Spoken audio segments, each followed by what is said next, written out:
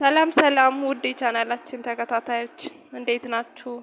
በአዲስ ቪዲዮ ተመልሰናል። ቪዲዮውን ላይክ፣ ሼር፣ ሰብስክራይብ በማድረግ ቤተሰብ ይሁኑን። በግል መማር ለምትፈልጉ ደግሞ ታች ባለው ስልክ በቴሌግራም፣ በኢሞ፣ በዋትስአፕ ሌሎችን አማራጮች በመጠቀም መማር ትችላላችሁ። ዛሬ ፊደላትን እናያለን።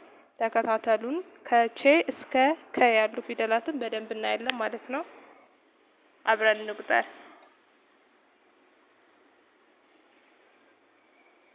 እዚህ ጋር የምትመለከቷት የመጀመሪያ ፊደል ቸ ነች። ቼ፣ ቹ፣ ቺ፣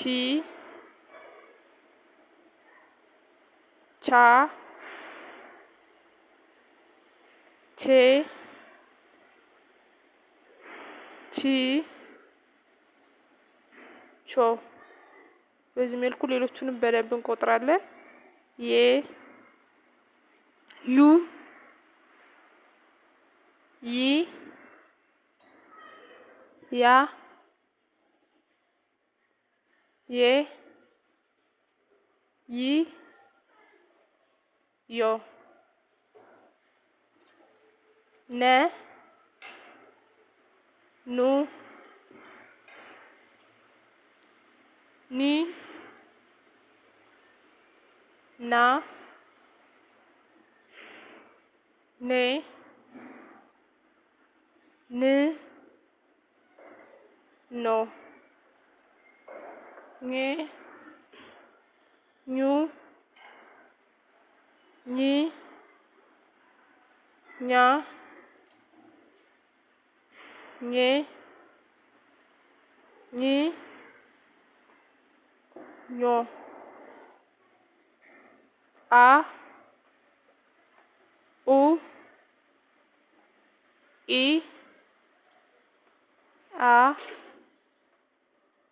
ኤ፣ እ፣ ኦ፣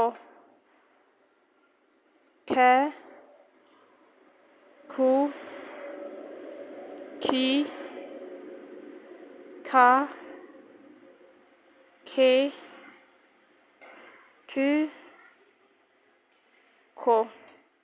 አሁን እንደምንመለከተው እንግዲህ ቆጥረናል። ከዛ የሚያመሳስላቸውን ነገር እነግራችኋለሁ ማለት ነው። ከዚህ በፊት ያየናቸውን ፊደላት፣ ሁለተኛ ፊደላት፣ ሶስተኛ ፊደላት፣ አብዛኞቹ ፊደላት የቅርጽ ለውጥ ሳይኖራቸው ቅጥያ ነው የሚኖራቸው። አብረን እንያቸው። ለምሳሌ ሁለተኛ ፊደላትን እንመልከት። ቹ፣ ዩ፣ ኑ፣ ኙ፣ ኡ፣ ኩ። ከዚህ በኋላ ያሉ ሁለተኛ ፊደላት በሙሉ ጎናቸው ላይ ነው ቅጥያ የሚኖራቸው፣ የቅርጽ ለውጥ አይኖራቸውም። ሶስተኛ ፊደላት ቺ፣ ይ፣ ኒ፣ ኒ፣ ኢ፣ ኪ።